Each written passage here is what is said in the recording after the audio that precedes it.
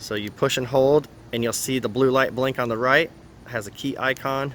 Give it about 5 seconds or so and she fires up.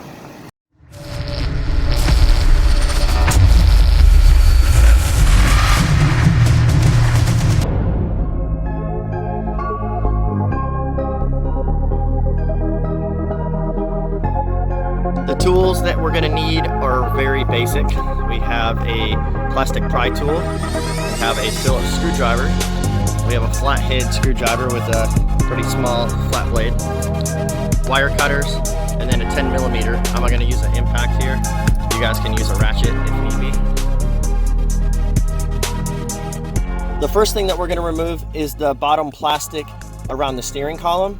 I find it easiest to start the truck, and that allows you to freely rotate the steering wheel. So go ahead and remove the screw here on the right, and there's another one here on the left. Once the screws are removed, go ahead and turn the truck off and take the key out. You're gonna take the plastic pry tool and stick it right here between where the plastics meet, right underneath where the windshield wiper switch is. So stick it in here, give it a little leverage, and it'll pop right on out just like so. The next thing we're gonna do is just pull this pocket out, just pull straight back. Just remove this seal plate. Simply grab it at the back and just pull it right on up. Next, pull up on this dead pedal. That will expose a plastic nut holding the driver kick panel on, so go ahead and undo that. Once the plastic nut is off, go ahead and grab the kick panel right here at the back, and you can simply pull it right on out. The next thing we're gonna do is remove two 10mm bolts from underneath the dash panel. You'll notice there's a door over here, and there's a little tiny spot for a flathead screwdriver, and you can poke that down and it will expose a 10mm bolt here on the right. And there's another one over here on the left. So go ahead and remove those two bolts. Once you guys have the bolts removed, go ahead and just grab the dash panel right here and pull straight back on it, and it will pop right out. Over here on the left, go ahead and unplug the electrical connectors. Go ahead and unplug the electrical connector at the bottom of the dash. It has a wire clip on it, so you can remove that. And then the hood latch, just push on this tab here and it will go right out the backside. I'm gonna go ahead and give you guys a quick overview on the wiring harness, since it might be a little overwhelming opening the box for the first time. As you can see, everything is a T-harness into your truck, so it is all 100% plug and play. There are 7 connectors that need to be plugged into your truck. However, there are only a few locations that we need to get to. So the big one over here, this small one, and then these 2 small guys. These 4 right here go underneath the steering column, so those go to one location. We have an OBD2 connector here, which is obviously under the dash, and then the long pigtail here is the brake pedal connector. The one up here goes down to the driver kick panel, which isn't too far away from the OBD2 connector. This is labeled locks. It plugs right into here, this 3-pin that's labeled locks. It's unplugged because it's easier to connect this in the truck and then route this up and plug it into here. If you guys plug it into the harness first, it's going to be very difficult to plug in. So that's it. Everything is clearly marked for easy identification. There's no question on what goes where. Every single leg of this harness has a label. For the wire harness installation, I like to start right here at the main ignition switch. What you're gonna do is just go ahead and unplug this from the truck.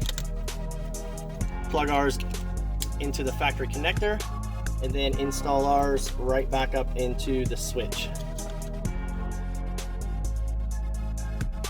This connector we're gonna install is the OBD2, which is right here underneath the fuse box. You're gonna take our portion of the harness and fish it over here on the left. You're just gonna go through this little space right here, go over the hood latch cable. Once you have it down underneath the dash, go ahead and take your screwdriver or the pry tool. You're gonna pop the OBD2 tab on one side and push it right out the back, like so. Go ahead and plug it into our connector. And then you're gonna take the other end of ours and mount it right back into the mounting tab. Just a quick note on the OBD2 wire harness routing, make sure that you zip tie it on the back side or wedge it somewhere, operate the emergency brake, it does come all the way almost to the back of the OBD2 connector, and you don't want the wire getting hung up on that. There's 3 more connectors at the steering column that we need to connect. I find it easiest to route it from the fuse box side over to the steering column side. So the first one we're going to do is over here on the left, which is the parking light switch. You're going to unplug the factory connector, plug it into ours, and then plug our connector back into the switch like so. The white wire on the headlight switch connector, this is not used on the Tacoma, so you can snip that off. This is for the auto lights, so any of them that have auto lights on the headlight switch, you will snip this wire. Otherwise, it stays intact. There's 2 left. There's gonna be a small, tiny 2-pin connector here that's white. Same scenario. Plug it in and then plug ours back into its spot. The last one that we're going to connect is a 7-pin black connector. It's the immobilizer connection that goes around this black part right here around your key. If you don't have this, then you're not going to use the 2-pin white connector that we just plugged in or the 7-pin. Plug it into ours, and then you're going to plug ours back into the immobilizer ring. Now once you guys have everything connected here, you're just going to go ahead and put this portion of it up underneath the wires, and then you're going to route all of this down this factory wire loom. So go ahead and put some zip ties around it so the bottom clamshell fits back on, and then you can see how everything's routed behind this dash brace over here to the left. So what you're going to do is take the brake portion of our harness, feed it right back through here next to the fuse box, just like you did on the OBD2. You're gonna fish it back and around some of these wires. You'll go around the emergency brake cable, and then you'll unplug the blue brake connector, plug it into our harness, and then plug ours right back into its place. And you can pull the slack back over up above the dash if you want, or tuck it underneath the carpet here. Connection that we need to make is the door lock adapter. This part of our harness, it installs down here in the kick panel.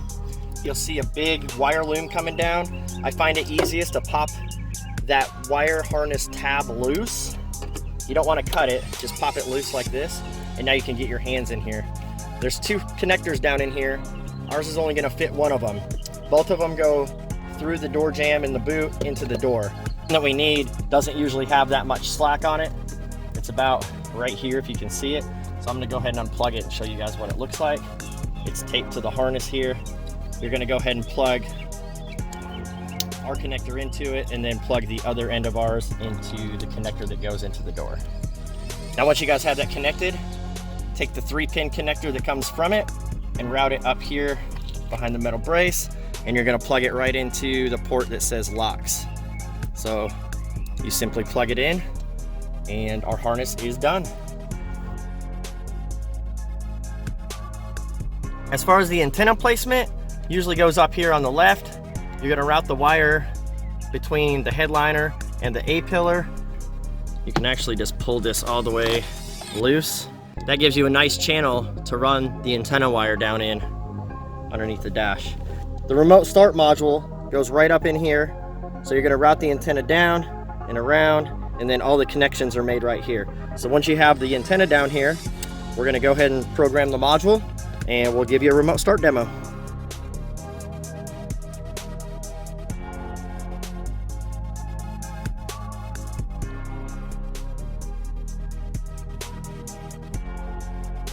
All right guys, we got the 2008 Tacoma finished up with our 100% plug and play remote start, and we're gonna give you a quick demo on how to operate it. So you're gonna get 2 of these 1-button remotes. You can lock the door by pressing the button once. You can unlock it by tapping twice. And then to start it, you're gonna push and hold. So let me lock the doors back up here. So you push and hold, and you'll see the blue light blink on the right. It has a key icon. Give it about 5 seconds or so, and she fires up. So now, if we walk over here, the doors are locked. Simply tap this 2 times. It'll unlock the doors and you can get in here.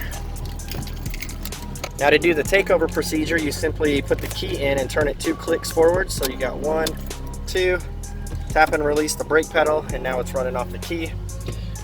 And you can put it in drive and drive away. When you pull up to the gas station, it's 110 degrees outside and you want to run in real quick and grab a drink, you can activate pit stop mode, which we're obviously running off the key as you can see. So grab the remote, push and hold it. You'll see the key icon blink.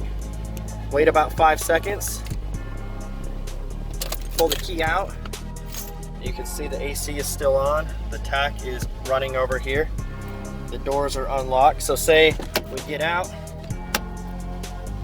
we shut the door, we start walking into the gas station. You can hit this once, it'll lock the door.